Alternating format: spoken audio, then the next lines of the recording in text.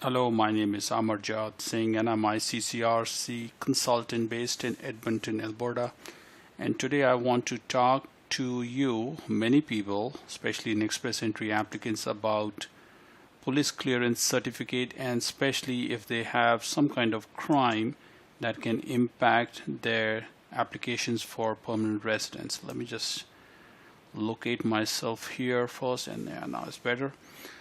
Um, when you have to produce your police clearance certificate from all the countries since you were 18, and many countries you have lived, perhaps you may not even remember if you have certain violation or crime or some other problem, it will come to haunt you, and you will be rejected based on criminal inadmissibilities.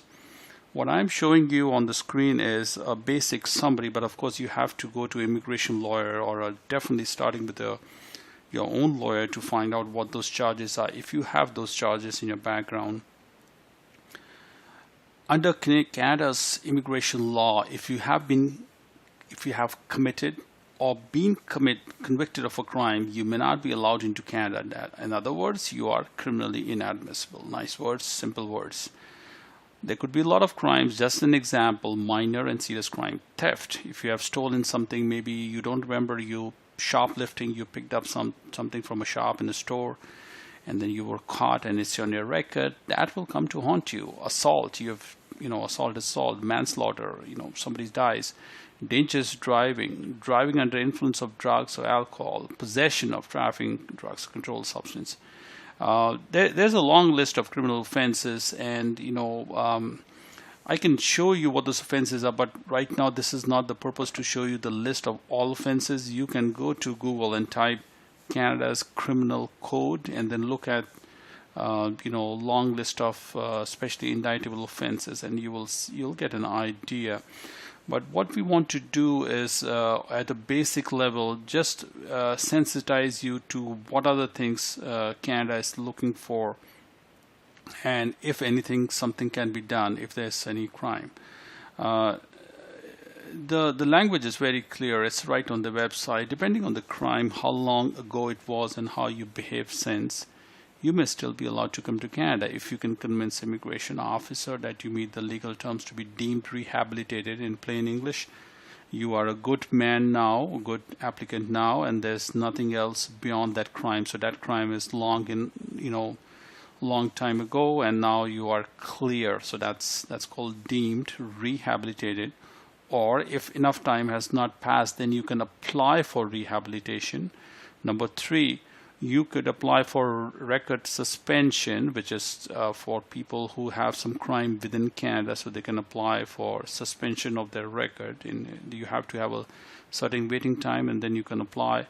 Number four, you can apply for a temporary resident permit, which is a highly discretionary document. Sometimes it is given in a rare cases, not all the time, but if the visa officer feels that you're coming to Canada, your entry into Canada as a temporary or a permanent entry visa is something that is in the interest of the Canada, they will issue you a temporary resident permit even though you are inadmissible for any recent crime, medical, or even other reasons. Let's take a look at one by one what is deemed rehabilitation. What I just said earlier was means that enough time has passed since you were convicted so that a crime may longer bar you from entering Canada. So depending on the crime, enough time has passed and you finish sentence for the crime, and if you have committed more than one crime. In all cases, you may only be deemed rehabilitated if the crime committed outside Canada, so definitely it's not for within. It has to be from outside Canada, where the maximum prison term is less than 10 years if committed in Canada. So whatever the crime happened in that country, so they have to make the equivalent comparison in the Canada's criminal code and decide if that crime was in Canada, then the penalty for that crime goes to the definition of that they can get a maximum prison term of less than 10 years. All right, so that is the key here. So if enough time has happened, 10 years have happened after the crime or punishment or parole and other penalties, after the 10 years, you're automatically deemed rehabilitated. That means you are good to go. If not, then what? If it's 10 years have not elapsed, then what? Then you can apply for rehabilitation. Here it is. You can apply for rehabilitation, and that also has some prerequisites. We will take a look. So to apply, you must meet the criteria. We will see you have been rehabilitated. Of course, there must not be any other crime, as highly unlikely that you will take part in for the crime. So they look at all the subjective factors and then decide. Also, at least 5 years must have passed. So that means if I have a drunk driving or you know, theft, assault, anything, so at least 5 years must have passed since that end of criminal sentence. So if the sentence was in that country 3 years, for example, like in US, for example, and perhaps you know, like including the time of probation, and then 3 years plus 5, so after 8 years I can apply for individual rehabilitation. All right, so the date you committed the act, so either from the day the act was committed or the end of the criminal sentence. All right, so whichever one is later, I would go with the first one. So after 8 years you can apply for individual rehabilitation. So that's literally but there's no guarantee that they will give it to you, but at least you can apply. All right, so record suspension, I will not talk about record suspension because it's for people who have done some crime in Canada, so they can apply. It was formerly called pardon, so they can apply with the Parole Board of Canada. If they can get the positive you know, approval on the record suspension, you'll no longer be admissible. And that's what it is. So temporary resident permit is, of course, I said earlier, temporary resident permit allows you to enter or stay in Canada if it has been less than 5 years in the end of sentence, or if you also have to have a valid reason to be in Canada. So temporary resident permits are given quite you know, it's not very, I would say, less than 5 to 10% approval rate on TRP, but TRPs are given to some people, and you know, some people will get the TRP.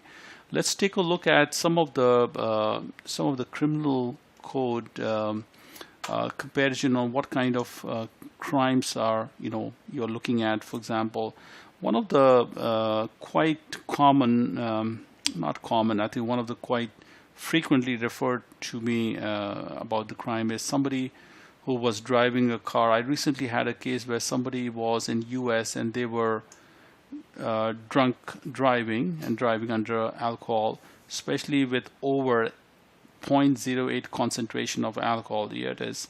So this is what it is. This is the crime in Canada. This is governed by section 253A and B, and this is, as you see, election is hybrid, so the prosecutor can elect this to either way, whether indictable or summary. And this is what, if you look at here, the minimum penalty is $1,000 fine for first time and 30 days jail. Maximum 18 months for summary, and for indictable, if it's chosen indictable, then it's 5 years jail. This is a typical way of you know, the how sentencing works in Canada. If you have this, and we'll see some examples in how soon can you apply for rehabilitation, whether you can even apply for any visa, let alone express entry. So let me just go back to here. I'm sorry, this is not okay. So in the deemed rehabilitation, for example, so we know deemed rehabilitation. Let's just click here, for example, and take a look. So in deemed rehabilitation, for example, depending on the crime, if it's how serious the crime was and how much time has passed since you completed the sentence, and 10 years for one indictable offense. So if this was chosen as indictable offense, so it's 10 years waiting time. Or if it was summary conviction, then you know, 2 or more summary conviction, then 5 years minimum time. So in this case of drunk driving, if it was chosen to be indictable offense, then 10 years waiting time, right? So 10 years.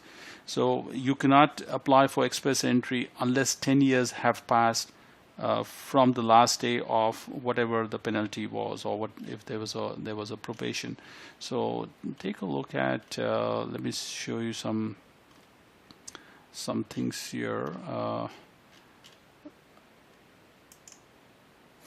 Yeah, on the topic of rehabilitation, as we said earlier, that rehabilitation removes the ground of criminal inadmissibility. It means that you lead a stable lifestyle and you're unlikely to be involved in further criminal activity. There is eligibility to apply for rehabilitation. Committed if it's outside Canada, and 5 years must have elapsed since the act, or if you've been sometimes when you commit, it doesn't result in conviction if you have been convicted outside of Canada and 5 years have passed since the end of sentence imposed. So I had a recent example of somebody who was drunk driving in the U.S. I said earlier, and he was convicted, and 3-year probation was imposed. So he got to wait for 5 plus 3, 8 years. So before he can apply for rehabilitation. Otherwise, he can wait for 10 years, and then he will be deemed unless some other crime has happened. So I want to show you other things upon how to calculate that 5-year waiting period. So for example, there are some examples here. Look at example number 2. On June 3rd, 2003, I was convicted of driving under influence. I had my license taken away for 3 years, which is like a US example. When am I eligible to apply for rehabilitation? So sentence imposed ends on 2006. Count 5 years from the end of the date of suspension, or the date driver license was reinstated. I hope it's not revoked. You will be eligible to apply for rehabilitation literally 8 years, which I said earlier, like from 2003, 8 years. So June 3rd, 2011. That's why you have to apply for, apply for rehabilitation. One of the other applications, if you are yourself,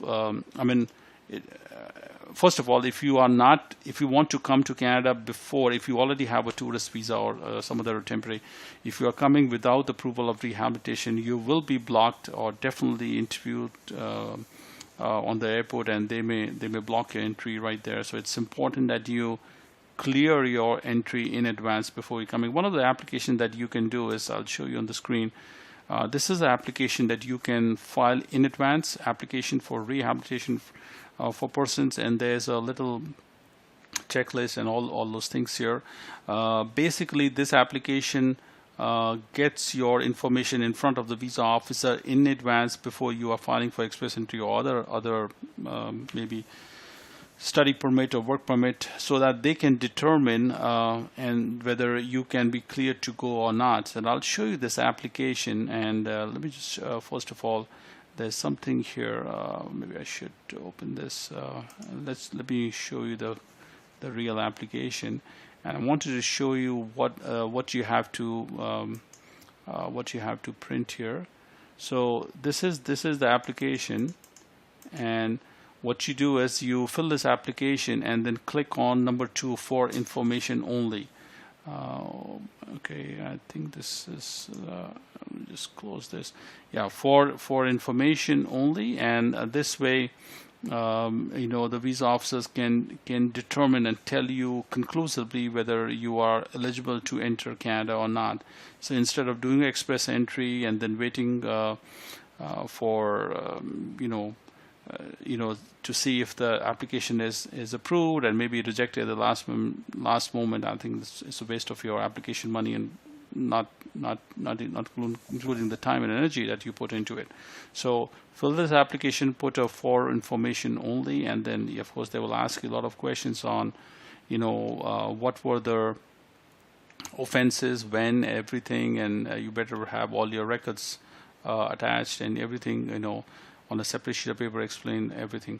So what they will do is they will look at the section of the charges which were imposed on you in that country, and then make it a comparison of equivalence in Canada, and then decide whether, according to the Canadian Criminal Code, if this was done in Canada, were you inadmissible or not for that crime. So that's how they decide. And it will take this application approximately around I would say a few months. I mean, it doesn't happen quite quickly, but give or take 3 to 6 months, and then at least you have something conclusive that whether you are admissible or not, if you're not sure.